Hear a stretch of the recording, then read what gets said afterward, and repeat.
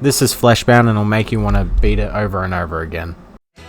Anti-hero, no place to call home, no flowers at the funeral of an anti-hero!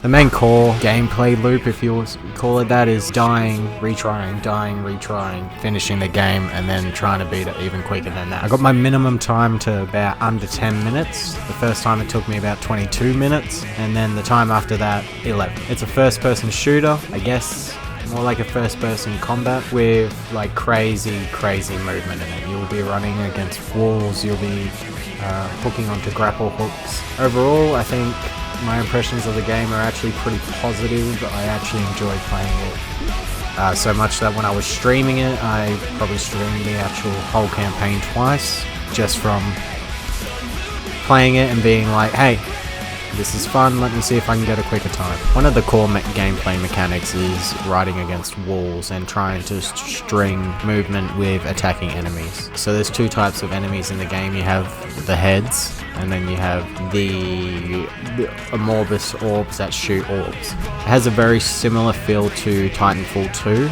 and Titanfall 1, and has a total of 5 different levels called chapters. The actual weapon that you'll be using is close to mid-range, and the weapon is a like thorny whip thing.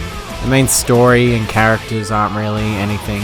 It's more of like a placeholder for something that I'm assuming will come in maybe a future update or maybe another game by the developers. For the time being, you have basically a parasite that's on your left hand that will talk to you. Some issues that I ran into while playing the game were when you would click on some enemies, it wouldn't actually kill them or hook onto them. I'm assuming that's just because I pressed the button too rapidly.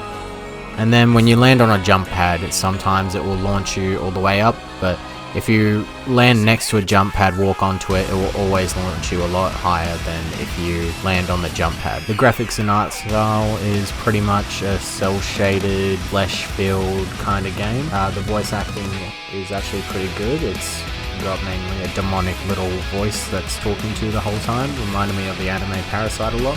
The sound design is really cool. I actually really enjoyed the drum and bass / metal aesthetic, and a lot of as you're running, there's a lot of squishy sounds, so it sounds like you're actually physically inside a body. When it comes to the story with spoilers, click here if you want to skip that.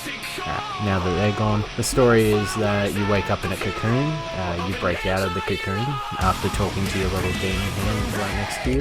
The major pros and cons were quick gameplay, precise movement. Some of the cons are when you start off the game, and certain include when you're starting off the game, you get a 30-second, grace period before you can actually even start moving, and then there's a certain scene just before you get to Mother that makes it so that you have to wait a minute at least in order to get into there if you're too quick.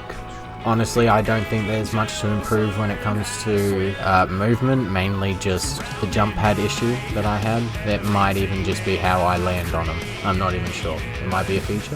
My final verdict, it's probably a game I would recommend.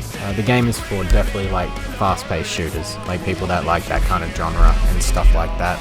I would definitely recommend anyone to actually pick up the game and just give it a try. It's 20 minutes at the max to beat it.